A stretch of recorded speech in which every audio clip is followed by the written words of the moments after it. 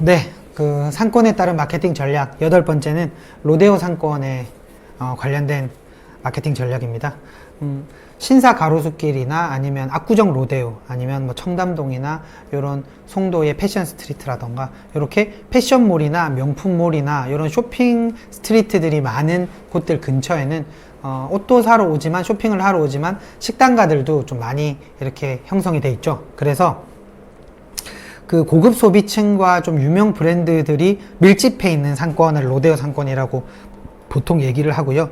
그 다음에 이런 데는 좀 고급 레스토랑이라던가 단가가 좀 있는 편이에요. 그래서 고객층도 구매력이 좀 있는 사람들이 많아서 들어오는 업종이나 그 메뉴들도 가격대가 좀 있더라도 충분히 어느 정도 커버를 할 수 있는 상권이다. 대신에 그런 곳들은 활성화가 많이 돼 있다 보니까 월세라던가 뭐 권리라던가 창업비가 좀 비싼 편이겠죠. 그렇기 때문에 어쩔 수 없이 그냥 특수상권이나 관광지 휴양지하고 좀 비슷한 어느 정도 구매력이 높은 타겟들이 많은 상권이다라고 마케팅 전략으로는 기본적으로 그런 상권이다라고 이제 인지를 하고 계시면 될 것 같고요. 그렇기 때문에 이런 사람들은 가격에 대한 저항선보다는, 그러니까 가성비에 포커스를 맞추기보다는 대부분 다 만족도, 뭐 서비스라던가 플레이팅이라던가 아니면 대기 시간이라던가 인테리어라던가 요런 만족도에 대한 부분에 좀 포커스가 많이 맞춰져 있는 편이 많아요. 그래서 요런 것들은 이제 마케팅 전략으로 가지고 간다면 뭔가 좀 고급스럽고 편안하고 요런 프리미엄 전략으로 좀 가지고 가는 게 맞고요. 그러면서 요런 것들을 보여줄 수 있는 게 보통은 이미지적인 부분이 크다 보니까 이제 오프라인으로 이렇게 어필을 하는 것도 물론 중요하죠. 뭐 이런 쇼핑몰이라던가 이런 데에 전단지라던가 쿠폰이라던가 뭐 이런 거를 통해서 보여주는 것도 중요하지만 외부에서 차를 가지고 인원들도 좀 많고 그러다 보니까 이런 데에서는 요즘 뭐 티맵 같은 데 광고를 하는 것도 한 가지 방법이 될 수가 있을 것 같고요. 그 다음에 가장 중요한 마케팅 전략은, 마케팅 컨텐츠는 리뷰라고 보시면 됩니다. 실제로 제가 운영하는 아고야라는 프랜차이즈 본사를 지금 운영을 하고 있는데요. 그 본사에 이제 가맹 1호점이 아고야 신사 가로수길점에 있습니다. 근데 여기도 명품 패션 거리가 있고 거기 근처에 걸어서 한 5분 거리에 있는 매장인데 한 반지하로 돼 있어요. 근데 여기도 오는 사람들의 구매층 자체가 어느 정도 가격의 저항선보다는 만족도나 서비스에 포커스를 좀 두고 있는 사람들이 많다 보니까 애초에 처음부터 인테리어를 잡을 때부터 좀 프라이빗한 룸들을 좀 많이 뺄 수 있는 방향으로 진행을 했습니다. 그리고 그게 지금은 좀 어느 정도 먹혀서 실제로 예약률도 되게 높은 편이고요. 그 다음에 후기를 남기시는 분들도 가로수길이나 신사역 근처에 요렇게 이 정도 금액으로 요렇게 프라이빗하게 편안하게 먹을 수 있는 가게들이 잘 없다라는 후기들이 좀 많아요. 근데 내가 그런 후기들을 통해서 그 상권에 있는, 로데오 상권에 있는 타겟들에게 어필을 하기 위해서는 애초에 그런 내용으로 좀 깔아놓는 게 중요해요. 그래서 보시는 것 같이 이제 한번 가로수길 맛집이라고 쳐서 보면 파워링크가 먼저 나오죠. 그리고 파워링크, 요즘 맛집이라고 치면 대부분 다 파워링크부터 먼저 나옵니다. 그러니까 PC가 아니라 모바일 기준으로 보는 게 중요해요. 그래서 파워링크를 먼저 잡고, 근데 1, 2, 3등에 잡으면 단가가 너무 세니까 모바일 기준으로 여기 뒤에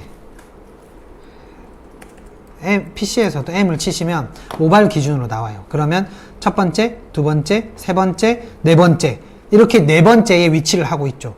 이게 되게 잘 잡은 거예요. 저희가 이렇게 지금 광고하고 있는 저희 광고인 거거든요. 그래서 1, 2, 3등보다는 싸게, 대신에 첫 페이지에 노출이 되게 이렇게 해놓는 게 중요하고요. 그 다음에 파워링크에 이렇게 나오고 내리면 또 모바일에서 광고의 두 번째 나오죠. 그러니까 파워링크에 이렇게 나와서 나가는 비용과 클릭 비용과 광고에 나가는 클릭 비용이 첫 번째, 두 번째, 세 번째, 네 번째, 다섯 번째 이렇게 플레이스에 1페이지 잡는 데 드는 비용보다 현저히 비용이 적게 됩니다.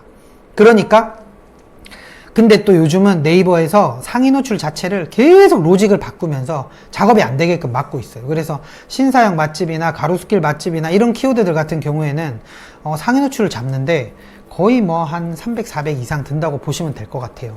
그렇기 때문에 오히려 상위 노출을 잡는데 또 언제 잡힐지도 모르고, 잡힌다고 하더라도 언제 내려가서 또 밴을 당해서 그 순위가 확 빠져가지고 오히려 아예 나중에는 순위권 자체 진입 자체가 불가능할 수도 있거든요. 이게 네이버 필터링에 걸려버리면은. 그런 리스크를 지느니 그거보다 훨씬 더 적은 금액으로 이렇게 플레이스 광고에서 순위 노출을 하고, 그 다음에 파워링크에서 순위 노출을 해서 가로수길 맛집이라는 우리 매장에 맞는 타겟들이 검색해보는 키워드에서 이렇게 플레이스 광고로 노출시키는 거를 제일 먼저 추천을 드리고요. 그 다음에 제일 먼저는 아니죠. 두 번째죠. 왜냐하면 첫 번째는 체험단을 통해서 어느 정도 리뷰를 쌓자. 그 다음에 두 번째는 티맵이라던가 카카오맵이라던가 아니면 캐치 테이블이라던가 요런 데에 들어가는 리뷰들, 그런 것들이 이제 리뷰라는 첫 번째 우선순위에 좀 들어가게 되고요. 그 다음에 리뷰를 달았으면 리뷰에 대한 댓글도 정성스럽게 달아야겠죠. 그 다음에 두 번째, 매출을 올리기 위한 전략으로 플레이스 광고를 쓰는 게 도움이 된다. 지금 보여드렸던 것처럼 이렇게 맛집이라고 치는 게 우리 가게의 진성 키워드다라고 한다면, 처음에 파워링크가 나온다고 한다면 파워링크로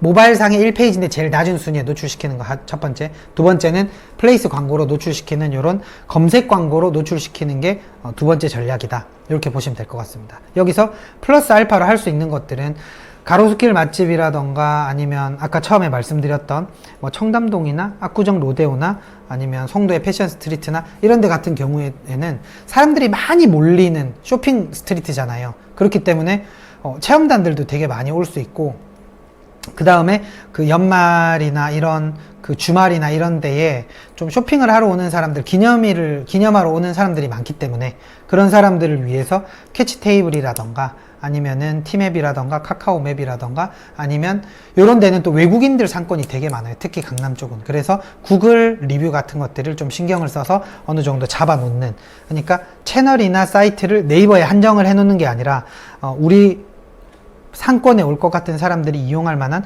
다른 채널에 세팅을 해 놓는 것도 한 가지 전략이 될 수 있다. 이렇게 보시면 될 것 같습니다.